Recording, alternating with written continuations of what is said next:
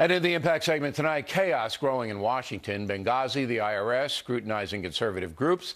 And now Attorney General Holder getting the call sheets of journalists, only he didn't get them. His assistant got them. Where do you hear this? It all adds up to political confusion, to say the least. Here now to try to sort it all out, Senator Marco Rubio of Florida.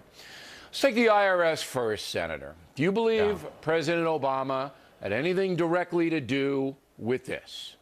Well, I don't know if the president did, Bill. We don't have evidence of that. I can tell you that what's become clearly apparent is a culture throughout the federal government, not just the IRS, but the Department of Justice, the State Department, et cetera. We've seen that now through 3 different incidents that basically use the government as an instrument of political activity, to target your political opponents, to make life difficult for people that are saying things that you don't like, to make life difficult for whistleblowers that are saying things about the State Department that you don't like. And I believe that all that comes from the top of any organization. So I think that's where the questions are increasingly leading. And it's embarrassing for the country. These are things you typically see in the third world, from unestablished republics and other places. You don't see that here. And I think that's what's really troubling about the recent All right, but it's string one of of events. two things. It's one of two things. Either it did come from the highest order of the IRS, and maybe somebody else told them to do it, or it was just zealots within the organization who decided to give the Tea Party a hard time.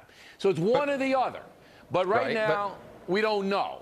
We don't, and so we got to be careful about that. But let me just say this: I don't think that that kind of environment can flourish unless there's created a space or an environment where it's encouraged. So this is what we do know. We do know that donors to Mitt Romney and to Republican causes last year were targeted by Obama's campaign apparatus. You know, a gentleman in Idaho that was targeted, and his operations. We know others that have complained about it. So it's a general culture of the willingness to use the instruments of government to put what you consider to be your political opponents in a bad position.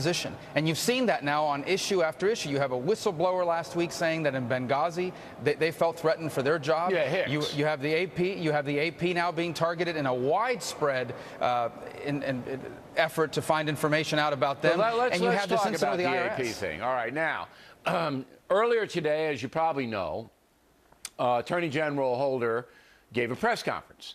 And then Carney, the White House spokesperson, also took questions about the AP.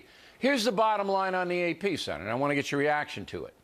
Holder says that he recused himself because he himself might have been under investigation in these leaks. There were leaks about a CIA operation, we believe, in Yemen, had made its way into the Associated Press.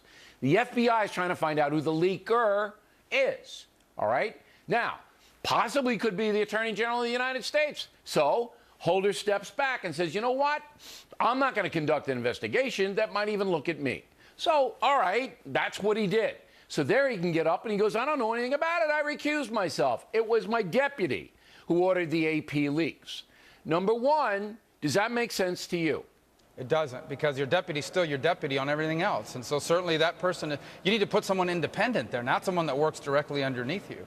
But here's the second problem. If this was just targeted at the leaks, that's a valid law enforcement endeavor. The problem is this is such widespread. If you look at what the request was and how widespread it was, what it basically feels like, and you're seeing people in the press saying that. By the way, the curiosity in all this is how the press wanted to ignore Benghazi. They wanted to ignore all this other stuff. But when it touches them, now this thing is the next Watergate. But back to a point about the AP, the request was so widespread. It wasn't targeted. It was widespread. It was like a fishing expedition. Well, they wanted to find out if anybody in the Associated Press is talking to anybody with access to classified information. That's what the FBI wanted to find out. But the message is clear, and that is if we don't like what you're saying or what you're doing, we're going to use the apparatus of government to intimidate you and make you very uncomfortable. That's the story of the IRS. That's the story of the Justice Department via the AP I issue. agree with you and on that's the the story IRS. with Benghazi.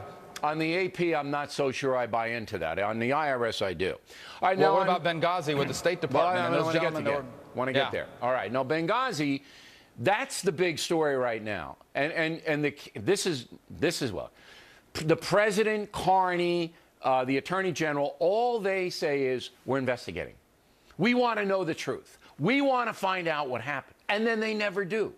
That's the oldest ruse in the world. So we're still undefined about who ordered Rice to go out and mislead the world.